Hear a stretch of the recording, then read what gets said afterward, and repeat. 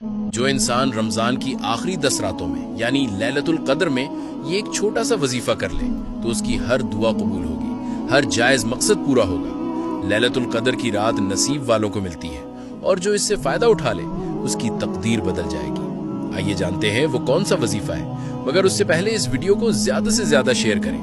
کیا پتہ آپ کے ایک شیئر سے کسی کی دعا قبول ہو جائے، جس کا ثواب آپ کو اور مجھ کو دونوں کو ہوگا۔ اور میرے اس اکاؤنٹ کو فالو کر لیں۔ آپ نے رمضان آخری 10 راتوں میں یعنی لیلۃ القدر میں نماز عشاء کے بعد جب آپ فارغ ہو جائیں تو آپ نے مصلی میں بیٹھ کر اول و آخر 11 مرتبہ درود پاک پڑھنا ہے اور 50 مرتبہ یہ دعا یا حیو یا قیوم برحمتک استغیث کو پڑھنا ہے اور 100 مرتبہ سورہ اخلاص اور 100 مرتبہ استغفر اللہ پڑھنا ہے۔ اس کے بعد جو بھی آپ کا مقصد ہے اس کے لیے اللہ سے دعا کرنی ہے۔ انشاءاللہ اللہ سب کی دعاؤں کو قبول کرے گا۔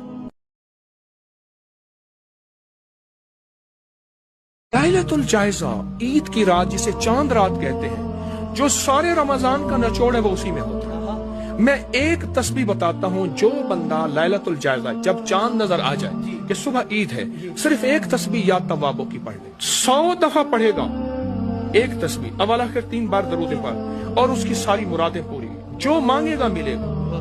لیلۃ الجائزہ میں ایک تسبیح یا توابوں کی۔ لیلۃ الجائزہ، عید کی رات جسے چاند رات کہتے ہیں، جو سارے رمضان کا نچوڑ ہے وہ اسی میں ہوتا ہے۔ میں ایک تسبیح بتاتا ہوں، جو بندہ سبحان اللہ والحمد للہ ولا الہ الا اللہ واللہ اکبر، کوئی پیسہ خرچ ہوا ہے؟ اب سنو اس کا فائدہ کیا ہے۔ فرمایا عائشہ اگر کوئی ایک مرتبہ پڑھ لے سبحان اللہ والحمد للہ ولا الہ الا اللہ واللہ اکبر، تو رب تعالیٰ اس کو ایک حج اور ایک عمرے کا ثواب عطا فرما دے۔